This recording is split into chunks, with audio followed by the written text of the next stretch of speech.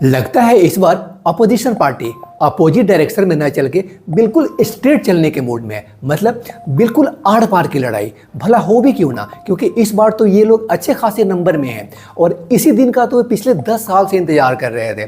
खैर फ्रेंड, देखिए लोकसभा स्पीकर तो चुन लिए गए। हालांकि वैसे तो इंडिया ब्लॉक के उम्मीदवार के सुरेश जी चुनाव हार गए। हारना ही था क्योंकि इंडिया ब्लॉक के पास नंबर ही नहीं था।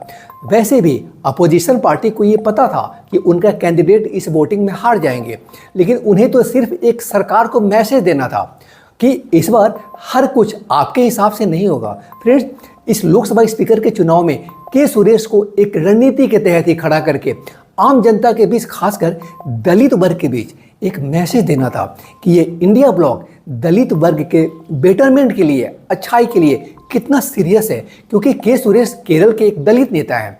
तो खैर, अब तो चुनाव भी हो चुका है और लोकसभा अध्यक्ष की कुर्सी पे ओम बिरला जी बैठ गए, लेकिन अब लोकसभा उपाध्यक्ष की कुर्सी के लिए इंडिया ब्लॉक के नेता सरकार से डिमांड कर रहे हैं, कह रहे हैं कि ये उपाध्यक्ष की कुर्सी पे तो इंडिया ब्लॉक के ही लोग बैठने चाहिए। तो ये लोग किसका नाम आगे करने का सोच रहे हैं इस कुर्सी के लिए? क्या संविधान में लोकसभा उपाध्यक्ष की कुर्सी पे किसी को बिठाना जरूरी है? इसका कोई जिक्र है क्या उस संविधान में? जानेंगे आज के इस वीडियो में। जानेंगे कि इस कुर्सी के लिए इंडिया ब्लॉक को पश्चिम बंगाल के मुख्यमंत्री ने जिसका नाम सुझाया है वो और कुछ नहीं बल्कि एक मास्टर स्ट्रोक है, जो एक बार फिर समाज को एक मैसेज देने के लिए काफ़ी है। तो आखिर कौन है ममता बनर्जी द्वारा सुझाया गया ये नाम? जानेंगे ये सब कुछ आज के इस वीडियो में। नमस्कार, मैं आशीष शरण और आप देख रहे हैं मेरा यूट्यूब चैनल तारा रानी प्रोडक्शंस।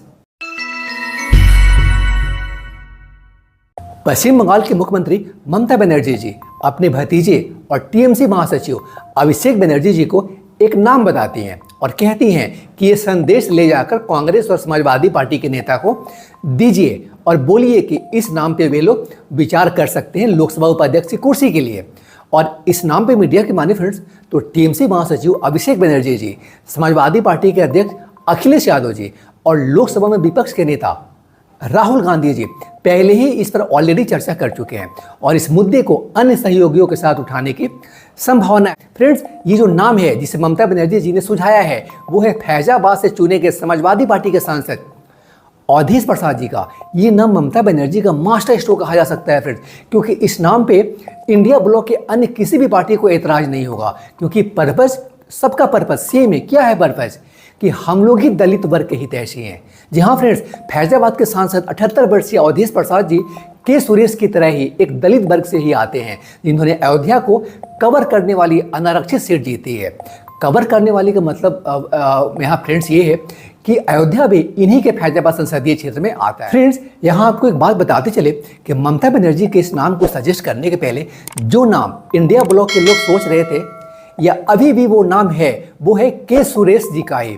मतलब दलित वर्ग से ही चुनना है, दलित वर्ग से ही चुनना है, चाहे जो भी हो जाए। ये एक मास्टर स्ट्रोक है इन लोगों का। खैर, वैसे मीडिया रिपोर्ट्स के अनुसार फ्रेंड्स, इंडिया ब्लॉक के तीनों वरिष्ठ सहयोगी इस बात पर सहमत थे कि अवधेश प्रसाद एक अलग तरह के उम्मीदवार होंगे और उनके नामांकन में मजबूत प्रतीकात्मकता होगी, क्योंकि उन्होंने 50,000 से अधिक मतों से उच्च दाव वाले, मतलब काफ़ी टफ लड़ाई चल रही थी, मुकाबले में जीत हासिल की। सूत्रों ने बताया फ्रेंड्स कि राहुल और अखिलेश के साथ विचार विमर्श करते हुए अभिषेक बनर्जी ने सुझाव दिया कि इंडिया ब्लॉक के उपाध्यक्ष के चयन से एक मजबूत संदेश जाएगा अगर चुनाव होता है और हम लोग हार भी जाते हैं तो, क्योंकि संख्या बल हम लोगों के पास कम है। फ्रेंड्स, इंडिया ब्लॉक का कहना है कि उपसभापति पद के लिए वे लोग चुनाव कराना चाहते हैं और इसके लिए सरकार से मांग इस सत्र के शेष 3 दिनों, यहाँ तक कि बाद में भी वे लोग सामूहिक रूप से इस पद की मांग करते रहेंगे।